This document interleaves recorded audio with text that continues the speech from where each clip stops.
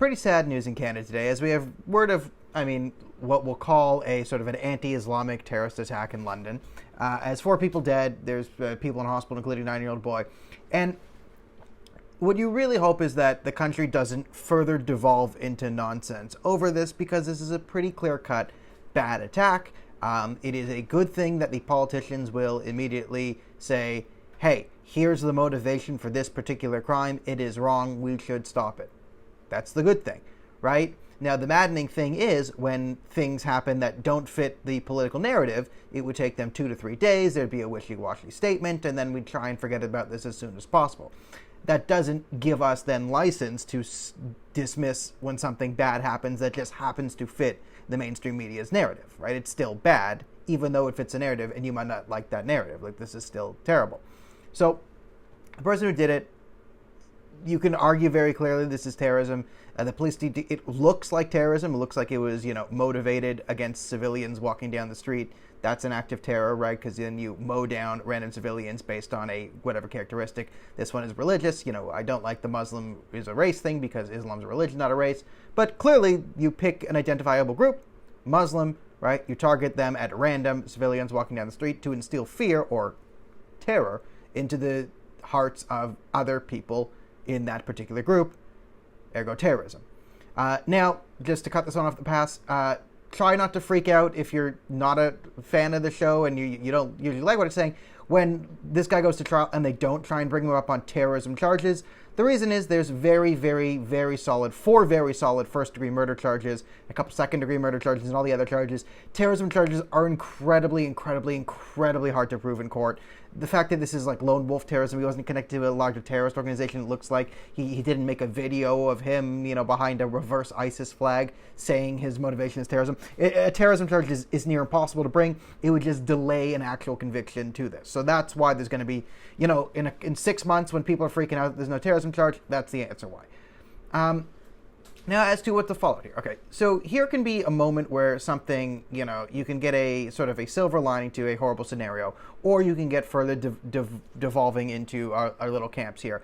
And the issue will be over, will the City of London and Doug Ford do the right thing for this family and allow them to have a funeral that the community can attend? That's the right thing to do, okay? And I think everyone's 99% certain that in this scenario, because it is, the Muslim community, that Doug Ford will do the right thing and allow this family to have a proper burial. They will allow the family to openly grieve in a reasonable setting and allow people to come and support the grieving family, because that is what should be done. Now, here's where things might get stupid.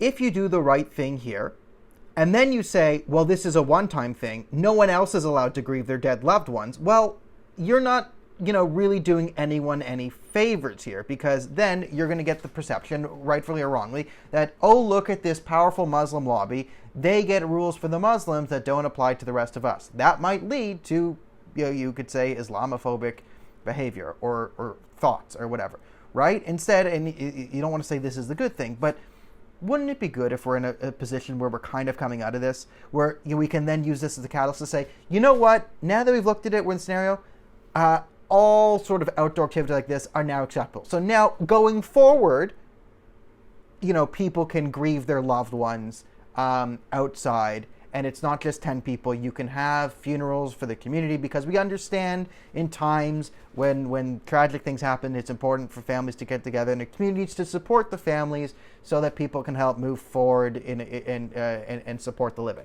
Like the actual purpose of funerals, right? That would be a good thing, right? Because then you could see people say, you know what? It was good of the, Muslim. Like, this is what you, like, I find, normally, no one hates the Jewish lobby more than me. I normally think I have no problem with lobbying. I just hate all the lobbying groups across the board. But this is the actual function of, let's say, a Muslim lobby group, is in times like this to actually say, hey, you know what? We need a community funeral because X, Y, and Z reasons. And the reasons why there needs to be a large community funeral here are rather self-evident. This is, an attack of, this is a point of terrorism, right? To terrify an identifiable group into, compliance with whatever ideology. I doubt this man had a coherent ideology, but he might have, right? A way you can combat that is a show of mass solidarity on, of the targeted group, that is a mentally healthy thing to do. Right? This is the job of, what the NCCM should be doing. Now, I'm going to disagree with the NCCM a year from now when they try and turn this into a morbid holiday, and then use this as an excuse to pass legislation that has nothing to do with the incident, and then basically use the bodies of the dead to push their own ideology they were trying to push before, and then we'll get into fights. But for right now, this is their purpose, is to explain why a community funeral is necessary. And wouldn't it be nice if, instead of, making a special rule for one time, saying, you know what they're asking for is actually really, really reasonable and pretty safe. Let's have it. And then everyone on all sides of the aisle, right, left, center, people who are like listening to the Bible of Anthony Fauci and Theresa Tam, you know what? If a grieving mother or sister here, gets a hug from a friend or a cousin or someone at the funeral, can we not freak out? Can we just say, you know what? Yes, the cough and cold, it's bad. But you know what? Something horrible just happened. Maybe we can just let someone get a hug here, a hug or two, and not make a big deal about it. Can we all just be a bit reasonable here? And then can we take let's be very reasonable to the Muslim community in London, right, who is unfairly targeted, right? You're not going to make a case, there is no excuse for this. I don't care. I know London's the capital of Hezb ut-Tahrir in Canada, but this was not a Hezb ut-Tahrir office he went storming into, and even if it was, it still doesn't justify it, right? Let's look at people being reasonable towards the Muslims here. Let's say, okay, good, that's reasonable behavior, and not have a mental breakdown. I know it's hard in this day and age. Let's try and watch people be reasonable, not have a mental breakdown, and then carry that same logic going forward and apply it to everyone else. That would be nice.